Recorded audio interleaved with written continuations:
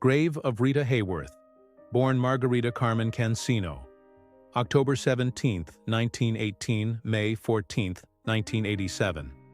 Hayworth appeared in a total of 61 films over 37 years.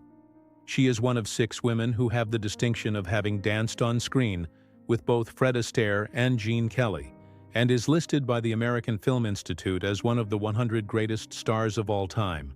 Her erotic appeal was most noted in Charles Vidor's black-and-white film Noir Gilda, 1946, with Glenn Ford, which caused censors some consternation.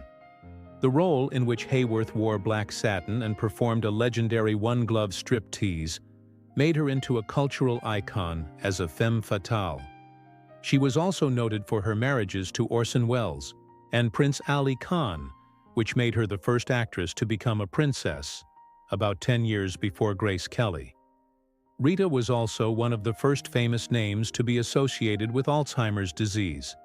She began suffering from a mental decline in the 1970s, which was originally thought to be from alcoholism. It wasn't until the 1980s that a proper diagnosis was given, by which time she deteriorated to the point which her daughter Princess Yasmin, from Prince Ali Khan, became her guardian. Rita Hayworth died at age 68 in 1987 and is buried at Holy Cross Cemetery in Culver City, CA. Grave of Dominique Ellen Dunne, November 23, 1959, November 4, 1982.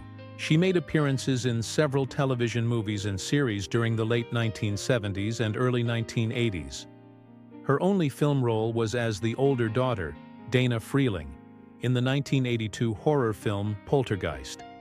Dunne's first role was in the 1979 television film Diary of a Teenage Hitchhiker. She then got supporting roles in episodes of popular 1980s television series such as Lou Grant, Heart to Heart, and Fame. Dunne also had a recurring role on the comedy-drama television series Breaking Away, and appeared in several other television films. In 1981, she was cast in her first feature film Poltergeist. Produced by Steven Spielberg and directed by Tobe Hooper, the film opened on June 4, 1982, and went on to gross more than $70 million. After Poltergeist, she appeared in the final season premiere episode of Chips and the 1982 television film The Shadow Riders, starring Tom Selleck and Sam Elliott. Shortly before her death, Dunne was cast as Robin Maxwell in the miniseries Fathe. She died during filming, and her role was recast with actress Blair Tefkin. On October 30, 1982, a few weeks after a breakup with her abusive boyfriend, John Sweeney, Dunne was at her home rehearsing for the miniseries with actor David Packer. While she was speaking to a female friend on the phone, Sweeney had the operator break into the conversation. Dunne told her friend, "Oh God, it's Sweeney. Let me get him off the phone." 10 minutes later, Sweeney showed up. After speaking to him through the locked door, Dunne agreed to speak to him on the porch while Packer remained inside. Outside, the two began to argue. Packer later said he heard smacking sounds, 2 screams, and a thud. He called police but was told that Dunne's home was out of their jurisdiction. Packer then phoned a friend and told him if she was found dead, John Sweeney was the killer. Packer left the home through the back entrance and, upon approaching the driveway, found Sweeney crouching in some nearby bushes. Sweeney told Packer to call the police. When police arrived, Sweeney met them in the driveway with his hands in the air and stated, "I killed my girlfriend and I tried to kill myself." Sweeney later testified that he and Dunne had argued, but he could not remember what happened after their exchange, and could only recall being on top of her with his hands around her throat. Dunne was transported to Cedars-Sinai Medical Center in Los Angeles, where she was placed on life support because her heart had stopped. Sadly, she never regained consciousness. Dunne was taken off life support on November 4th and died that same day at age 22. She is buried at Westwood Memorial Park.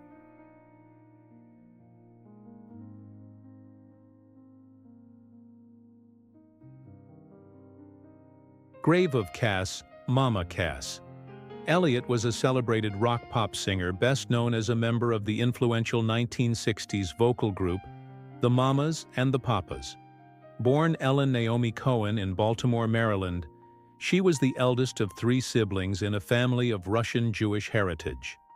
She spent her formative years in the Washington, D.C. area, including Alexandria, Virginia, and Baltimore. During her senior year of high school, Cass performed in a summer stock production of The Boyfriend at the Owings Mills Playhouse, an experience that inspired her to pursue a career in entertainment instead of attending college. She soon appeared in a stage production of The Music Man, and in early 1963 co-founded a folk group called The Triumvirate, which later became The Big Three. The group released 2 albums and made notable television appearances on programs such as The Tonight Show, Hootenanny, and The Danny Kaye Show. By 1964, the ensemble evolved into Cass Elliot and the Big Three with new members.